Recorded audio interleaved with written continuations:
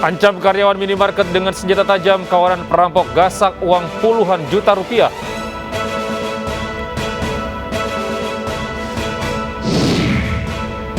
Keputusan pemerintah mematikan siaran televisi analog tuai protes masyarakat.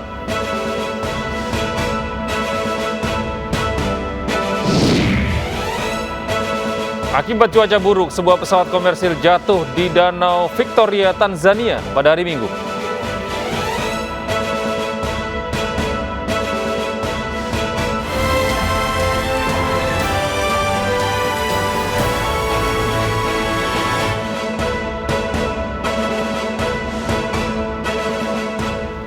Halo, selamat pagi pemirsa. Kami hadir kembali dalam Menyus Pagi melengkapi informasi Anda pada pagi hari ini. Selain 3 berita utama tadi, kami juga akan hadirkan beragam informasi penting lainnya. Bersama saya Gede Satria, inilah Menyus Pagi selengkapnya untuk Anda.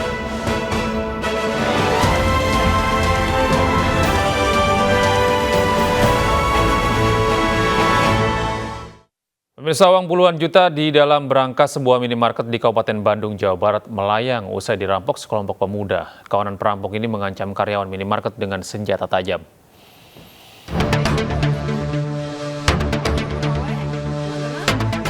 Perampokan yang terjadi di sebuah minimarket di Jalan Raya Cipatik, Soreang, Kabupaten Bandung, Jawa Barat, terekam kamera pengawas. Kawanan perampok merangsek masuk ke bagian penyimpanan barang saat minimarket akan tutup. Dua perampok mengancam dengan senjata tajam, meminta karyawan minimarket menyerahkan uang hasil penjualan yang hendak dimasukkan ke dalam brankas. Uang sebanyak 45 juta rupiah pun raib dibawa para pelaku.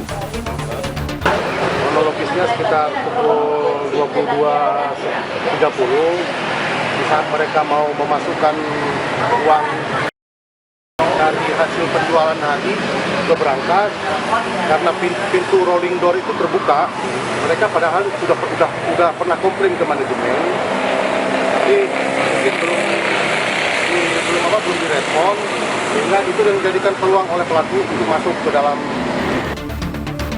Hingga kini, polisi masih melakukan penyelidikan. Sejumlah saksi yang berada di sekitar minimarket telah dimintai keterangan.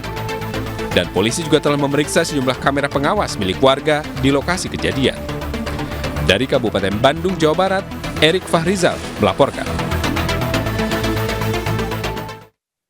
Video pemukulan yang diduga dilakukan suami terhadap istrinya di pinggir jalan viral di media sosial. Aksi penganiayaan terjadi di kawasan Pangkalan Jati, Cinere, Kota Depok.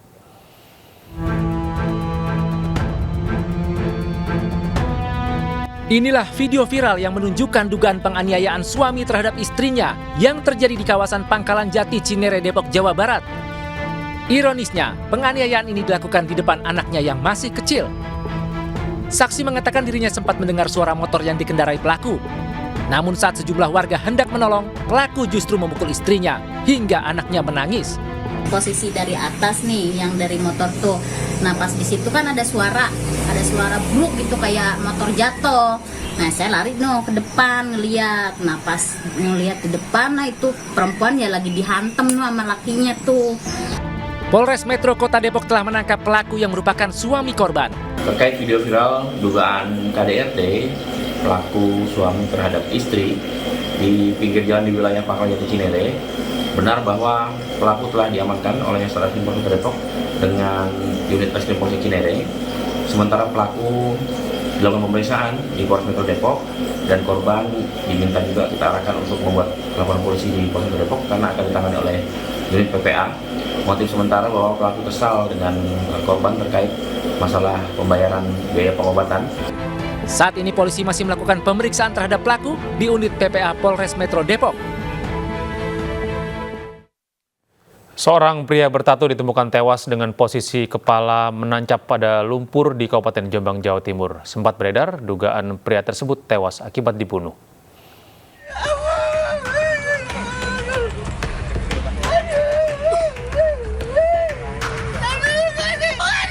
Pria ini menangis histeris melihat kerabatnya ditemukan meninggal dunia di sebuah sungai, tepatnya di Desa Betek, Kecamatan Mojo Agung, Kabupaten Jombang, Jawa Timur.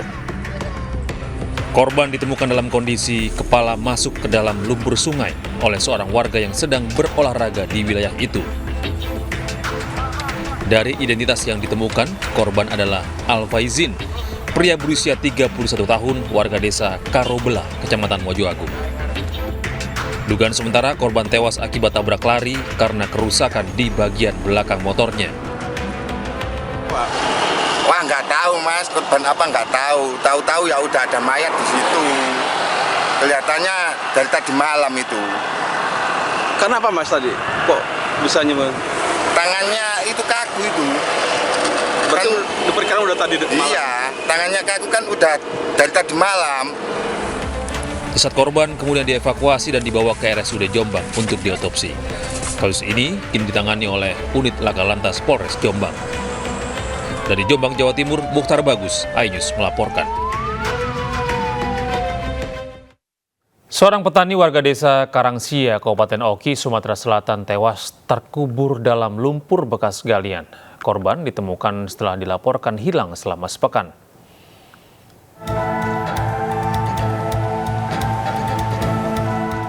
Warga desa Karangsia, Kabupaten Oki, Sumatera Selatan dikagetkan dengan adanya jasad yang terkubur dalam kubangan lumpur di persawahan Sungai Menang.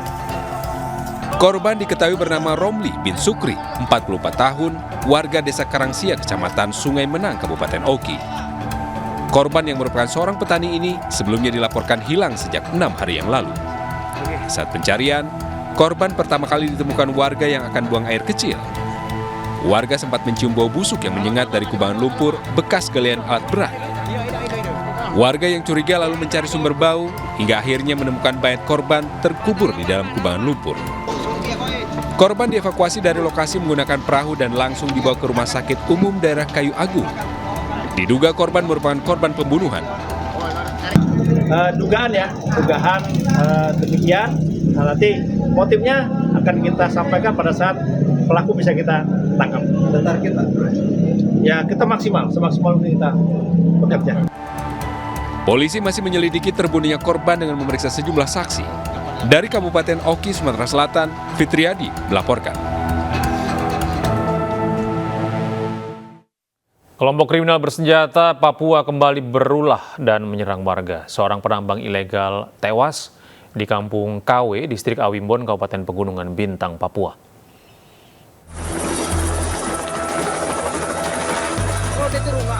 Penyerangan terhadap para penambang ilegal oleh kelompok kriminal bersenjata atau KKB terjadi Sabtu malam di Kampung KW, Distrik Awimbon, Kabupaten Pegunungan Bintang, Papua. Lokasi penambangan di Base Camp Mining 81 yang ada di perbatasan Pegunungan Bintang dengan Yahukimo. Seorang pekerja tambang bernama Rolmo Aldus Tuenoa tewas akibat luka sabetan senjata tajam. Aparat berhasil mengevakuasi jenazah korban penyerangan KKB menggunakan helikopter menuju ke RSUD Bovendigun. Pelaku penyerangan diidentifikasi sebagai kelompok bocor Sobolim dari Yahukimo. Dalam penyerangan tersebut menyebabkan satu korban penambang meninggal dunia. Dari informasi di lapangan diperoleh info bahwa pelaku adalah kelompok yang sama dengan yang melakukan penyerangan pada bulan Juli 2022 di Mining 88. Saat ini, situasi di Kampung KW Kabupaten Pegunungan Bintang relatif aman dan kondusif. Personil gabungan TNI Polri terus meningkatkan penjagaan dan patroli mengantisipasi aksi KKB tersebut. Dari Pegunungan Bintang, Papua, Omega Batkorumbawa, iNews melaporkan. Pemirsa, seorang guru mengaji di Tuban, Jawa Timur ditangkap karena diduga mencabuli muridnya. Ironisnya, perbuatan bejat itu dilakukan pelaku di lingkungan tempat mengaji.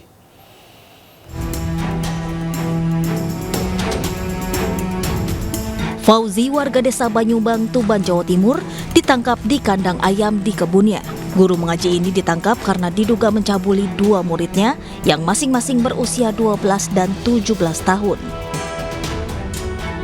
Kasus pencabulan terungkap saat orang tua korban berinisial N, 17 tahun, melihat anaknya pulang mengaji selalu menangis.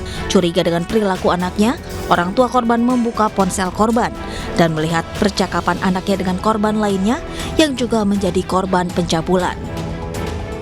Sontak keluarga korban langsung melaporkan kejadian ke Polda Jawa Timur pada November 2021 lalu. Kasus pun dilimpahkan ke Polres Tuban. Namun, pelaku baru ditangkap pada Jumat 4 November 2022. Nah, sekarang pelaku sudah berkeluarga. Korbannya sebanyak 2 orang. Yang pertama inisial NF 12 tahun dan juga P 15 tahun saat dilakukan tindakan pencabulan oleh pelaku. Itu modusnya gimana? Jadi modus operandi dari pelaku adalah mengiming-imingi korban, diajak jalan-jalan keluar kota, diiming-imingi dibelikan sesuatu, dan juga diiming-imingi akan dinikah. Polisi terus mendalami kasus ini dengan menggali keterangan para saksi dan mengumpulkan alat bukti lainnya. Guna mempertanggungjawabkan perbuatannya, pelaku dijerat dengan pasal 81 dan 82 Undang-Undang Perlindungan Anak dengan hukuman maksimal 15 tahun pidana. Dengan hukuman maksimal 15 tahun penjara. Dari Tuban, Jawa Timur, Pipit Wibawanto, iNews melaporkan. Pemirsa, misteri pelaku pembuat video mesum berkebaya merah mulai terungkap. Pelaku dalam video ini diduga merupakan selebgram asal Surabaya.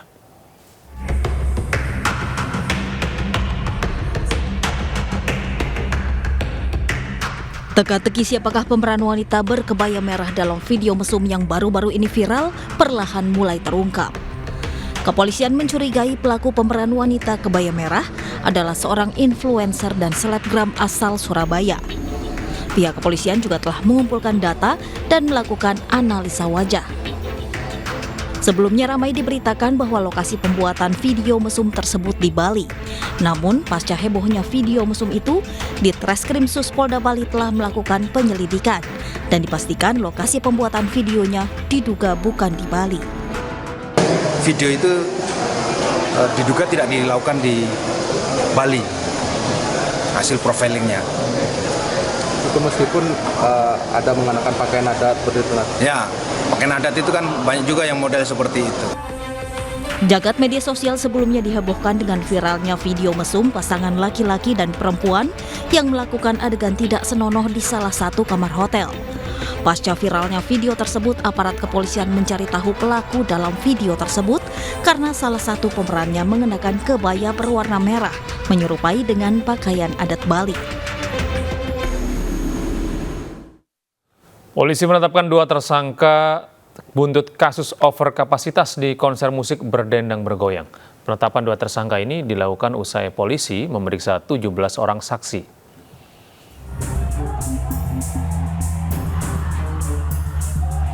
Usai memeriksa 17 orang saksi, polisi akhirnya menetapkan 2 orang tersangka kasus overkapasitas konser musik berdendang bergoyang. 2 orang tersangka yaitu penanggung jawab event berinisial HA dan direktur perusahaan yang menaungi sebuah event organizer berinisial DP. Meski telah berstatus sebagai tersangka, namun keduanya belum ditahan oleh polisi karena bersikap kooperatif. Polisi terus melakukan pendalaman untuk menyelidiki kasus ini dan kemungkinan adanya tersangka lain. Event organizer telah menjual tiket sejak bulan April. Kemudian di bulan September itu total tiket yang terjual itu 13.000 lebih. Ditambah bulan Oktober 14.000, total secara keseluruhan sebanyak 27.679 tiket yang jual. Sementara di bulan Oktober juga, atau tepatnya tanggal 12 Oktober, Satgas Covid mengeluarkan rekomendasi atas permohonan dari penyelenggara dengan jumlah peserta sebanyak 5.000. Ini angka yang sangat jauh sekali. Sebelumnya konser berdendang bergoyang yang digelar 28 dan 29 Oktober lalu membawa petaka.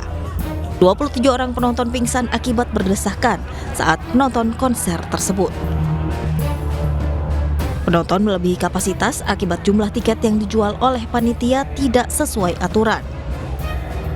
Hal itu diduga menjadi penyebab kepadatan penonton saat konser berlangsung. Akibatnya, panitia menghentikan paksa konser berdendang bergoyang.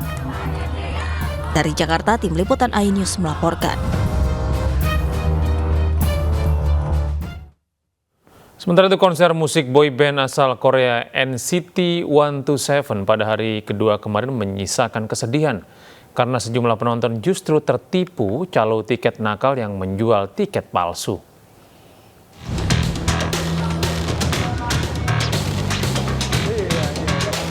Sejumlah penonton konser boyband NCT 127 tertipu ulah calo tiket nakal di gelaran hari kedua di AIS BSD Tangerang, Banten. Para penonton yang tak kebagian tiket secara online ini terpaksa membeli tiket lewat calo yang ada di sekitar luar area demi menonton idola tercintanya. Bahkan, dua gadis asal Solo dan Surabaya ini sedih dan melapor ke petugas polisi karena menderita kerugian masing-masing 5 juta rupiah akibat tiket palsu yang mereka dapatkan dari calo. Mereka baru menyadari tiket mereka tidak bisa di-scan barcode lantaran palsu. Kan karena nggak dapet tiket, akhirnya cari-cari lah keliling, terus orangnya tuh nawarin ada tiket satu terus saya tawar-tawar, awalnya tuh nawarinnya 7, terus 5 deh Pak, yaudah oke, tapi cash maunya, yaudah kita ambil uang dulu, terus habis itu udah dikasih, ternyata waktu di scan kan diantrinya cuma sampai pintu depan aja tuh, itu tulisan deling itu, terus waktu di scan masuk nggak bisa, dan waktu dicek itu ini D1 udah jual lagi. Sementara itu polisi dan panitia sebelumnya telah mengimbau kepada para penonton untuk tidak membeli tiket lewat calo di hari kedua konser boyband asal Korea tersebut. Dari Tangerang, Banten, Nunung Purnomo, iNews melaporkan.